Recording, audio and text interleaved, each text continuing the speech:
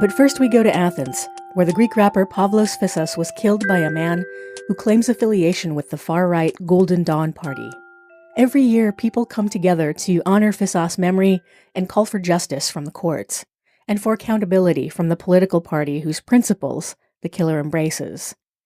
Contributors Alyssa Moxley and Nikki Seth Smith produced this update on the investigation into Phissas' murder. The sun is setting on a crippling 100-degree day in Piraeus, Greece.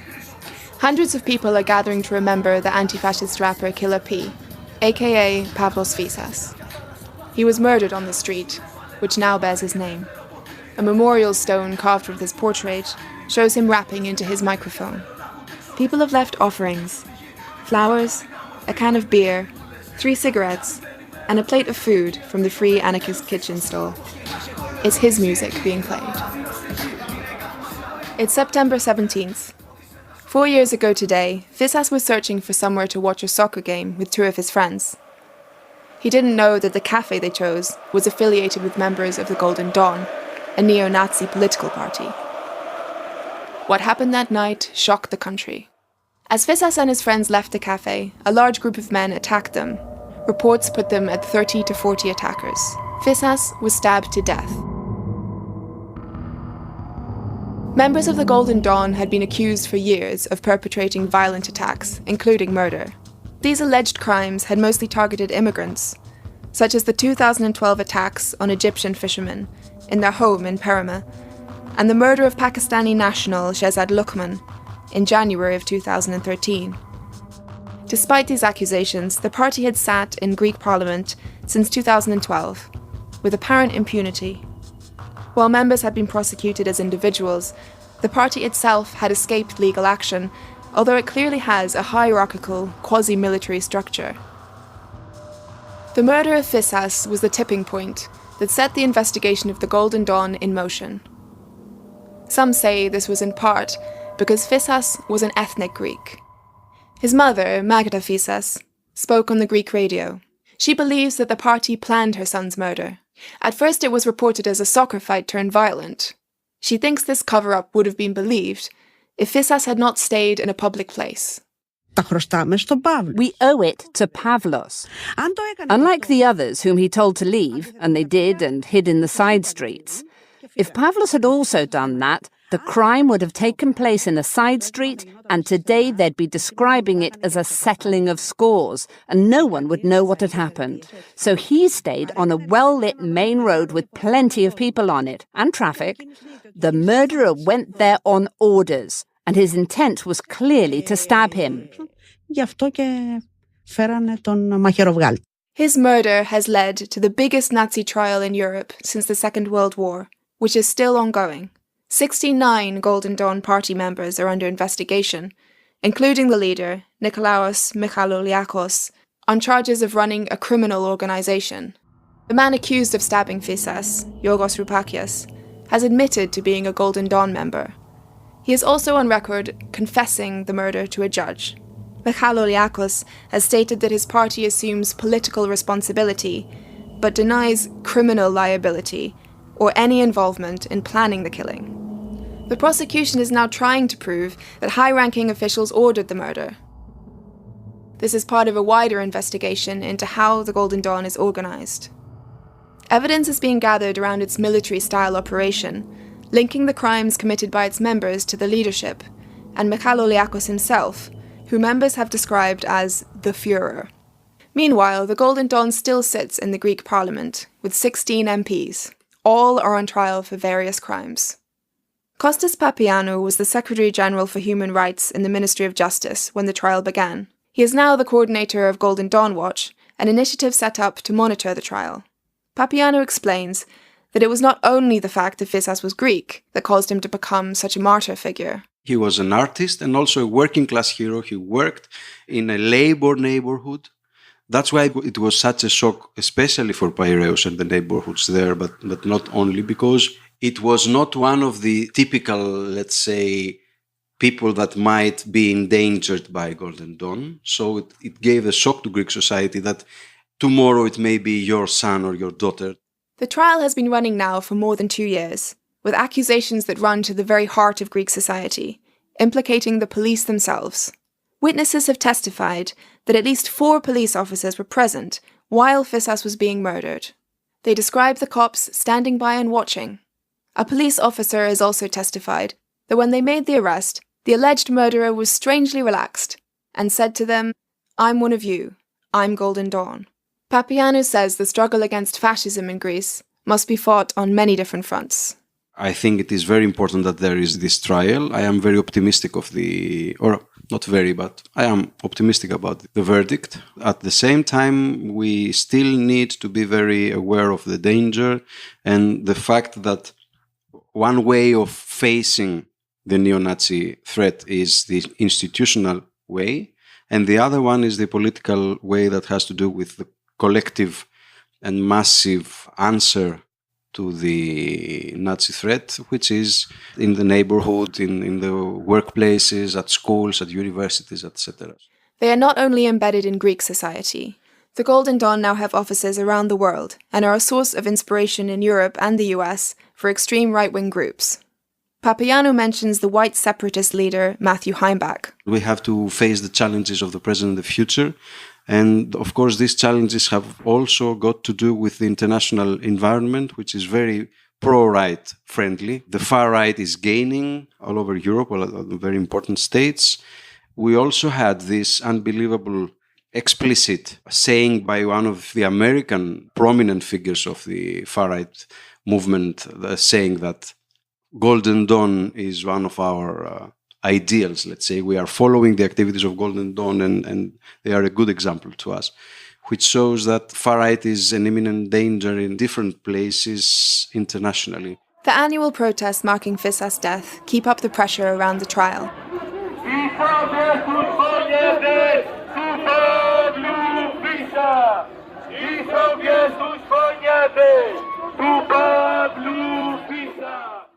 In mid-September, thousands of people came together across the country to honour Fissas and as a show of force against fascist influence in Greek institutions. In central Athens, around 2,000 protesters marched to the offices of the Golden Dawn to demand their closure. Speeches drew parallels with Heather Heyer, who died in August during the far-right rally in Charlottesville, Virginia. Όταν οι αντιφασίστες σταθήκαν μπροστά στους νεοναζί, όπως ο Παύλος Φίσας στάθηκε πριν από 4 χρόνια στο Κερατσίνι και τους είπε... The Pakistani community of Greece sang to remember those from their own community, who they believe were victims of the Golden Dawn.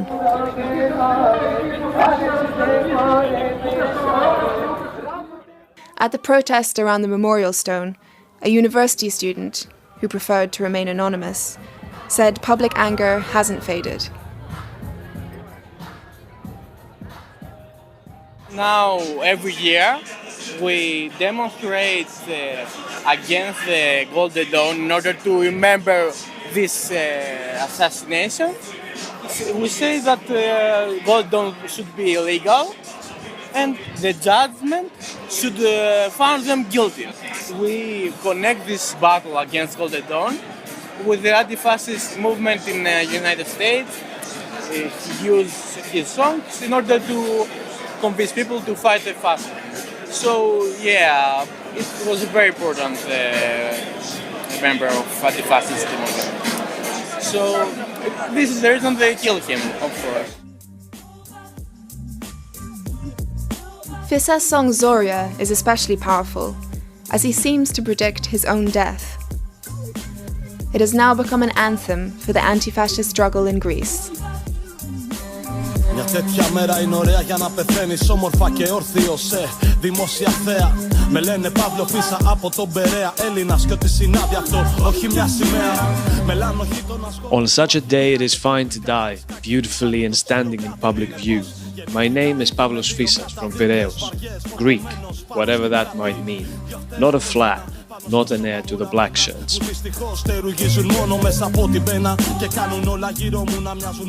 The Golden Dawn Party was registered in 1993, but their roots extend back into Greek history, drawing inspiration from the country's Nazi collaborators during the Second World War, and the military dictatorship of 1967 to 1974. Ότι αφιερώνω αυτή τη νίκη σε όλα τα λεβεντόπεδα με τις μαύρες μπλούζες και τα αρχαιοελληνικά γράμματα Χρυσή Αυγή. That's the leader of the Golden Dawn, Nikolaos Michaliolakos, delivering his victory speech after being voted into parliament for the first time in 2012. He said he was proud of all those black shirts out in the villages holding Greek flags. We are patriots, he said. Those who betray this country, this motherland, should now start to be afraid.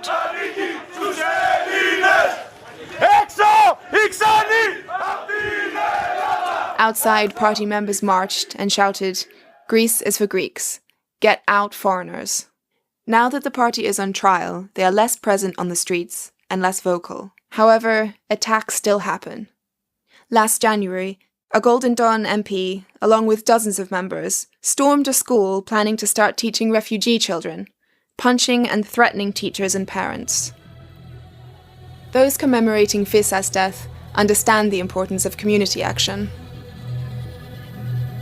After the street rallies, Fissas' family brought together a lineup of anti-fascist bands, under the headline, "How Can We Live With Them?" The concert was held in Piraeus Port, where Fissas often picked up jobs as a dock worker. One of his old friends and musical collaborators was there.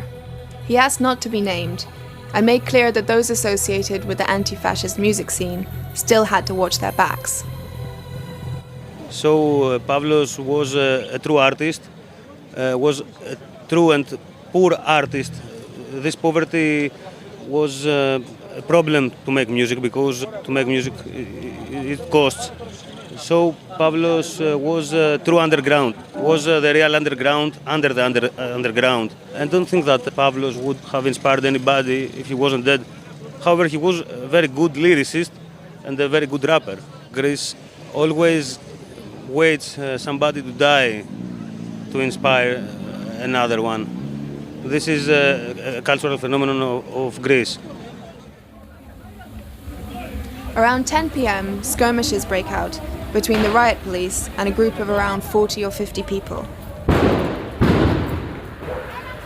They're wearing black and sporting masks, gear associated with the anarchist Black Bloc. Molotov cocktails are thrown at the police line. The riot police respond with tear gas. The air is thick with smoke, but the concert continues. Every year, the anniversary protests have been followed by street rioting. Anarchists engage in fights with the police, who they believe are compromised by fascist influence and responsible, in part, for Fissas' death. People in the anti-fascist movement have different ideas about what Fissas himself would have made of the street fighting.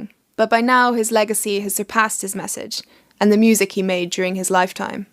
For many, justice for Pavlos Fissas means something far larger. Justice for Greece.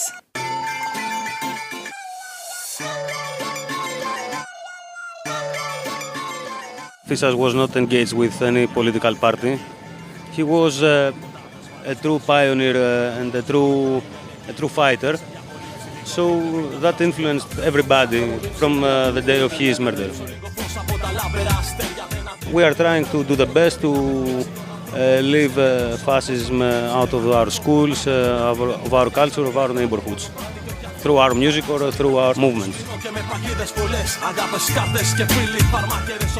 For those who betrayed me with knives in the back, I want you to know that I won't cry. And for those old loves, I want you to know that I won't cry. And those who threw me into fiery shackles, I want you to know that I'm not afraid. They come to find me on top. I wait for them, and I'm not afraid. Για όσους με πρόδωσαν με πίσω μαχαιριές, θέλω να ξέρουν ότι